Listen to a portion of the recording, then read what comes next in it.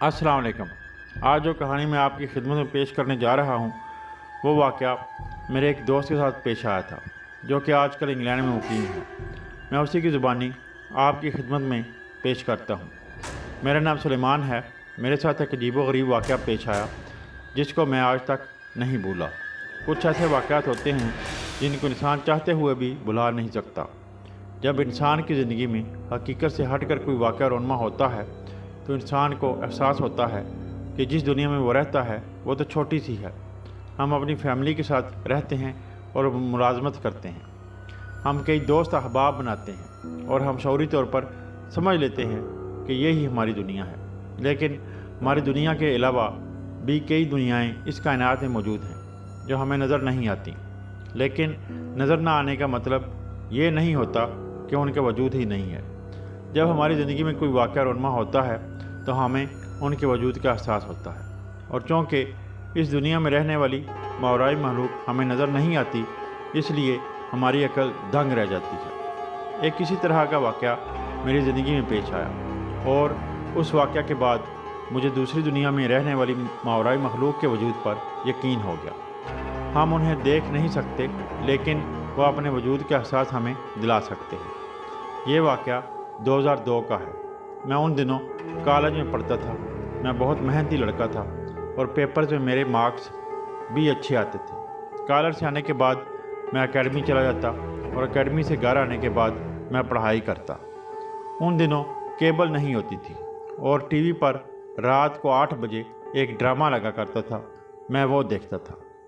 خیر، ڈرامے سے فارغ ہونے کے بعد میں کچھ دیر انٹرنیٹ استعمال کرتا اور سو جاتا۔ ان دنوں لوگ یاہو میسنجر کا استعمال کرتے تھے اور اس میں مختلف رومز ہوتے تھے اور کسی بھی روم میں جا کر بات کی جا سکتی تھی۔ اوپن چیٹ بھی کی جا سکتی تھی، اور رومز میں جو افراد ہوتے تھے ان میں سے کسی سے بھی علیحدہ بات بھی کی جا سکتی تھی۔ میں اسی طرح ایک روم میں جا کر اوپن چیٹ کر رہا تھا کہ ایک لڑکی نے میرے ساتھ اوپن چیٹ کرنا شروع کر دیا۔ اس لڑکی نے مجھے علیحدہ سے بات کرنے کے لیے کہا تو پھر ہم نے الگ بات کرنا شروع کر دی۔ پھر میں نے اس لڑکی کو اپنی فرینڈ لسٹ میں ایڈ کر لیا۔ پہلے تو کبھی کبھی اس لڑکی سے بات ہوتی تھی، آہستہ آہستہ میں اس سے روزانہ بات کرنے لگا۔ ہم نے ایک دوسرے کو اپنے فون نمبرز بھی دے دیے۔ وہ لڑکی بہت مخلص تھی اور اپنے گھر کی ہر بات مجھ سے شیئر کرتی تھی۔ وہ لڑکی پشاور کی رہنے والی تھی اور میں کراچی میں رہتا تھا۔ میں بھی اپنی کئی باتیں اس سے شیئر کرتا تھا۔ اس کے گھر میں والدین اور بہنیں تھیں اور ان کا مکان اپنا تھا۔ ہم دونوں ایک دوسرے کے ساتھ کافی مخلص تھے۔ میرے ذہن میں اس لڑکی کے لیے کوئی غلط بات نہیں تھی اور ہمارا تعلق ایک پاکیزہ تھا۔ ہم دونوں کی بات چیت انٹرنیٹ پر جاری تھی۔ میرے ایف ایس سی کے پیپرز نزدیک آ گئے اور پھر میں ان کی تیاری میں مصروف ہو گیا۔ جب کبھی پیپرز کے درمیان چھٹی ہوتی تو میں اس سے بات کر لیا کرتا اور اپنے مسائل اس سے شیئر کرتا اور وہ بھی شیئر کرتی۔ اس لڑکی کا نام سلمیٰ تھا۔ پھر پیپرز کے بعد ہم نے روزانہ انٹرنیٹ پر بات کرنا شروع کر دی۔ پیپرز کے بعد میرا مزید تعلیم کے لیے انگلینڈ جانے کا پروگرام بن گیا اور یہ میں نے اس کے ساتھ بھی شیئر کیا۔ اس نے کہا کہ اچھی بات ہے، بہتری کے لیے ہر انسان کو کوشش کرنی چاہیے اور انگلینڈ کی ڈگری کی قدر بھی زیادہ ہوگی۔ میں پھر کچھ عرصہ کے بعد رزلٹ آؤٹ ہونے کے بعد انگلینڈ چلا گیا۔ وہاں پر جا کر میں کافی مصروف ہو گیا کیونکہ وہاں پر میں پڑھائی بھی کرتا تھا اور ملازمت بھی کرتا تھا تاکہ اپنے سارے اخراجات پورے کر سکوں، اور فارغ ہونے کے بعد گھر آ کر میں رات کو سو جاتا۔ سلمیٰ سے بات ہوئے مجھے تقریباً 1 سال گزر گیا۔ پھر میں ایک رات فارغ تھا تو میں نے سوچا کہ اس کو کال کرتا ہوں۔ میں نے پھر اس سے کال کی اور اس کو مجھ سے بات کر کے بہت خوشی محسوس ہوئی، اور میں نے اسے بتایا کہ میں اپنے کام اور پڑھائی میں اتنا مصروف رہا کہ رابطہ نہیں کر سکا۔ اس نے کہا کہ کوئی بات نہیں، انگلینڈ کی لائف ویسے بھی مصروف ترین لائف ہے اور میں سمجھ سکتی ہوں کہ آپ کے لیے وہاں جا کر اپنے اخراجات پورا کرنا اور پڑھائی کرنا کس قدر مشکل ہوتا ہے۔ سلمیٰ اخلاق کی بہت اچھی تھی۔ اس نے کبھی بھی مجھ سے کسی قسم کی شکایت نہیں کی تھی۔ ہم نے پھر روزانہ باتیں کرنا شروع کر دیں۔ میں صبح یونیورسٹی جاتا اور پھر کام سے فارغ ہونے کے بعد رات کو اس سے یاہو پر باتیں کرتا۔ اسی دوران میری انگلینڈ کی رہائشی ایک لڑکی جو کہ انگریز تھی سے دوستی ہوگی۔ اس کا نام میری تھا۔ میری اور میں آہستہ آہستہ ایک دوسرے کے قریب آتے گئے۔ میری مجھ سے شادی کرنا چاہتی تھی۔ میں نے سلمیٰ سے بھی یہ بات شیئر کی تھی اور سلمیٰ نے مجھے مشورہ دیا تھا کہ میں اس سے شادی کر لوں۔ اس طرح سے مجھے انگلینڈ کی نیشنلٹی مل جائے گی اور میں وہاں پر سیٹ ہو جاؤں گا۔ ایک رات جب سلمیٰ اور میں باتیں کر رہے تھے تو اس نے مجھے کہا کہ وہ مجھ سے ایک راز کی بات شیئر کرنا چاہتی ہے جو کہ اس نے اپنے گھر کے کسی فرد سے بھی شیئر نہیں کی۔ میں نے کہا کیا بات ہے؟ تم پریشان لگ رہی ہو، ایسی کون سی بات ہے جو تمہیں پریشان کر رہی ہے؟ کیا کسی قسم کو مدد کی ضرورت ہے؟ اگر ایسی بات ہے تو بلا جھجک کہو۔ اس نے کہا کہ ایسی کوئی بات نہیں ہے، ایک راز ہے جس سے میں بہت تنگ ہوں اور یہ سب ہفتے میں 3 دن اس کے ساتھ ہوتا ہے۔ میں نے کہا مجھ سے پہلیاں نہ بجھواؤ، مجھے صاف صاف بتاؤ کہ کیا مسئلہ ہے۔ اس نے کہا کہ میں اپنے کمرے میں اکیلی سوتی ہوں اور رات کو کوئی مجھے ملنے آتا ہے جسے میں صرف محسوس کرتی ہوں لیکن دیکھ نہیں سکتی۔ میں نے کہا کہ کیا مطلب؟ تم کہنا کیا چاہتی ہو؟ ایسا کیسے ہو سکتا ہے کہ کوئی ملنے آئے اور وہ نظر نہ آئے؟ اس نے کہا کہ ایسا ہی میں اسے باقاعدہ محسوس کرتی ہوں، وہ کوئی ماورائی مخلوق ہے۔ اس نے آج تک مجھے کوئی تکلیف نہیں دی اور چھوا تک نہیں، لیکن وہ میرے ساتھ ہی ساتھ والے بیڈ پر لیٹ جاتا ہے۔ ان دنوں سردیوں کا موسم تھا۔ اس نے بتایا کہ میں جب رضائی اوپر لیتی ہوں تو وہ نیچے کر دیتا ہے اور جب بیڈ پر آ کر بیٹھتا ہے تو صاف محسوس ہوتا ہے کیونکہ بیڈ ہلتا ہے۔ میں نے اپنے طور پر سوچا کہ ہو سکتا ہے کہ سلمیٰ کے ساتھ کوئی نفسیاتی مسئلہ ہو۔ میں نے کچھ سوچ کر اسے کہا کہ اگر اب وہ آیا تو تم مجھے بتانا۔ میں کام سے رات کو پاکستانی ٹائم کے مطابق 9 بجے فارغ ہوتا تھا اور پھر تقریباً 10 بجے میں سلمیٰ سے انٹرنیٹ پر بات کرتا تھا اور کافی دیر تک کرتا رہتا تھا۔ ایک رات جب سلمیٰ سے بات کرنے کے لیے آن لائن ہوا تو سلمیٰ گھبرائے ہوئے بولی کل رات وہ پھر آیا تھا۔ میں بڑا حیران ہوا۔ میں نے سلمیٰ سے پوچھا کہ وہ کسی کو ماضی میں پسند تو نہیں کرتی تھی۔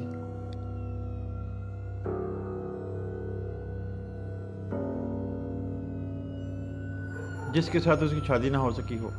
سلمیٰ نے کہا جو بات میں کہنا چاہتا ہوں وہ نہیں ہے اور وہ کسی کو پسند نہیں کرتی تھی۔ اس نے بتایا کہ اس کی زندگی میں صرف میں دوست بن کر آیا ہوں اور میرے علاوہ اس کا ماضی میں کسی کے ساتھ بھی تعلق نہیں رہا۔ مجھے کوئی نفسیاتی مسئلہ نہیں ہے۔ وہ ہفتے میں 3 دن آتا ہے، پیر، منگل اور جمعرات کو آتا ہے۔ میں اس کی باتیں سن کر حیران ہو رہا تھا۔ اصل میں میں نے ایسا کوئی واقعہ سنا نہیں تھا اور نہ ہی کسی کے ساتھ پیش آتے دیکھا تھا، اس لیے مجھے یقین نہیں آ رہا تھا اور میں سمجھ رہا تھا کہ شاید اسے کوئی نفسیاتی مسئلہ ہو۔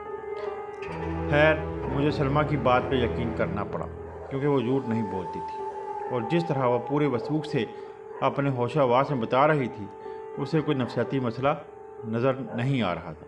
خیر اگر اسے کوئی نفسیاتی مسئلہ ہوتا بھی تو میرا اخلاقی فرض تھا کہ میں اس کی مدد کرتا یا کوئی مشورہ دیتا جس کی وجہ سے اس کا مسئلہ حل ہو سکتا، لیکن اسے کوئی نفسیاتی مسئلہ نظر نہیں آ رہا تھا۔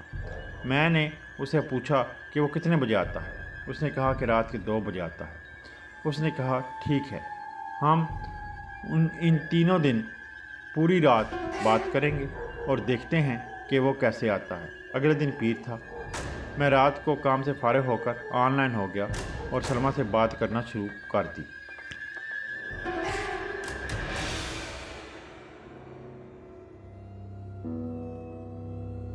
ہم نے بہت سی باتیں کی اور بہت سے معاملات اس نے بھی میرے ساتھ شیئر کیے اور میں نے بھی اپنی انگلینڈ کی زندگی کے بارے میں اس کے ساتھ مسائل شیئر کیے۔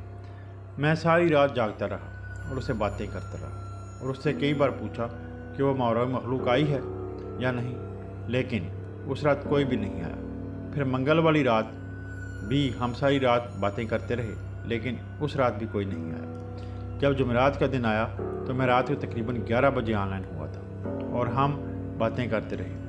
ہم باتیں کر ہی رہے تھے کہ اس دوران انٹرنیٹ میں کوئی مسئلہ ہو گیا اور کیمرہ بند ہو گیا اور سگنل بھی ڈراپ ہونا شروع ہو گیا۔ میں کافی دیر انتظار کرتا رہا لیکن دوبارہ سلمیٰ سے بات نہیں ہو سکی۔ اس نے مجھے جمعے کو کال کر کے بتایا کہ وہ آیا تھا اور بہت غصے میں تھا اور میں تو اس کے غصے سے ڈر گئی تھی، لیکن اس نے کوئی ایسی حرکت نہیں کی اور اس نے بتایا کہ میرا خیال ہے کہ انٹرنیٹ میں مسئلہ اسی نے کیا تھا۔ میں بہت حیران ہوا۔ وہ جو کوئی بھی تھا بہت طاقتور تھا اور میرے خیال کے مطابق وہ اسے پسند کرنے لگا تھا، جس کی وجہ سے اسے اچھا نہیں لگا کہ سلمہ مجھ سے بات کر رہی ہے۔ بہت ہی عجیب مسئلہ تھا جس میں سے سلمہ گزر رہی تھی، لیکن میں کچھ بھی نہیں کر سکتا تھا۔ میں بالکل بے بس تھا، کیونکہ اگر کوئی انسان ہوتا تو پھر بھی کوئی بات تھی، لیکن یہ تو ماورائی مخلوق تھی جو نظر بھی نہیں آتی تھی، تو پھر اس سے انسان کا مقابلہ تو ناممکن تھا۔ اس سے کوئی روحانی عامل ہی نپٹ سکتا تھا۔ خیر، پھر میں کچھ دنوں کے لیے مصروف ہو گیا اور سلمہ سے میری بات نہیں ہو سکی۔ کافی دن گزر گئے تو مجھے اپنے کام سے فراغت ملی، تو میں نے سلمہ کو کال کر کے آن لائن ہونے کے لیے کہا۔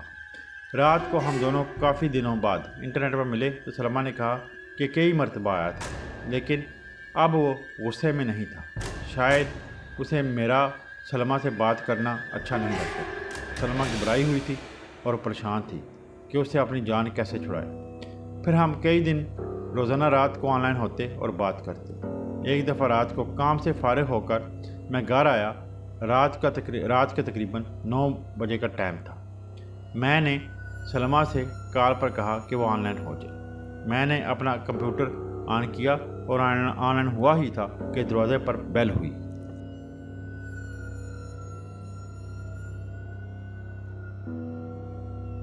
میں نے ٹائم دیکھا تو 9:15 ہو رہے تھے۔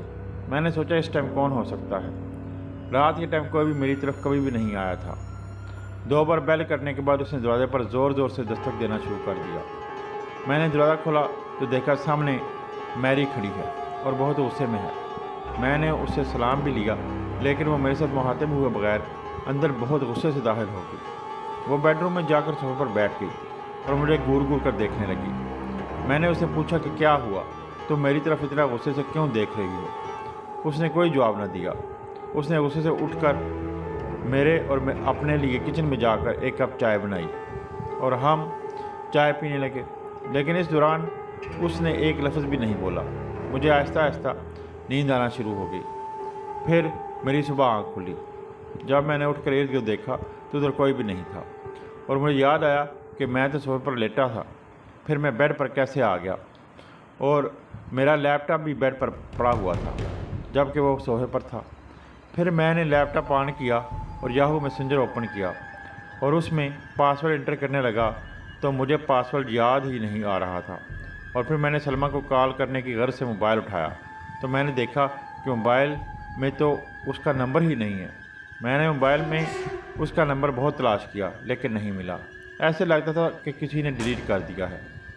پھر مجھے میری کی کال آئی اور اس نے کہا کہ اس نے کہیں جانا ہے اور میں بھی اس کے ساتھ جاؤں۔